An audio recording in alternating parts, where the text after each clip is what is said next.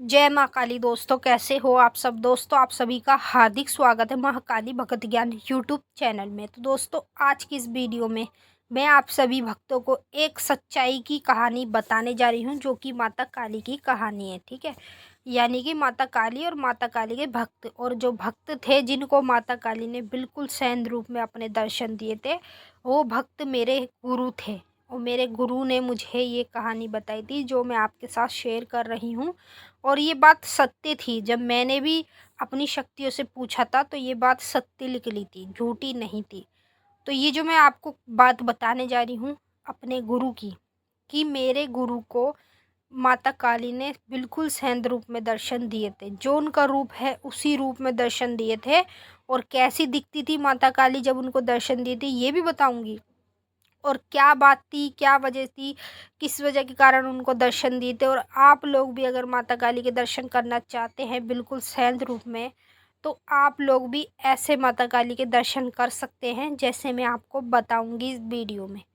तो चलिए दोस्तों, मैं बताने से पहले आप सभी से रिक्वेस्ट करना चाहती हूँ, अगर आप हमारे चैनल पर नए हो तो चैनल को subscribe to like share comment ज़रूर कर देना, क्योंकि इस चैनल पे आपको ऐसी ऐसी जानकारी आगे आगे मिलने वाली है जो आज तक आपको कहीं भी और किसी भी चैनल पर नहीं मिली होगी।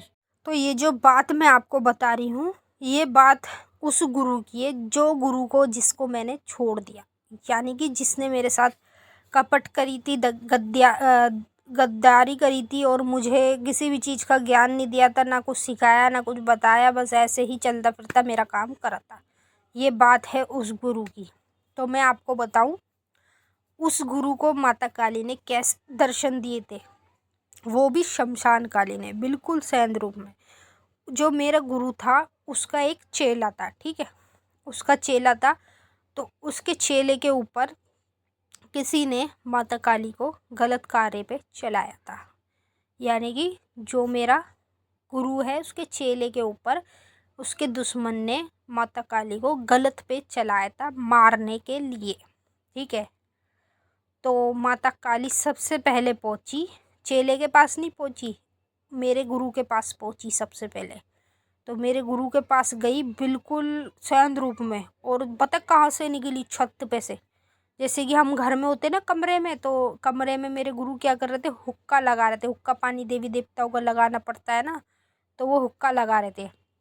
तो वही छत पे से ही सामने से यूँ निकल के माता काली आके सामने खड़ी हो गई, हाथ में खप्पर तलवार बहुत सारी चीज़ें, त्रिशूल, सब चीज़ माता काली ने वैसे ही ले रखी थी जैसे हम फोटो में सामने देख रहे हैं या फिर मूर्तियों में देखते हैं, वैसा ही सब कुछ था।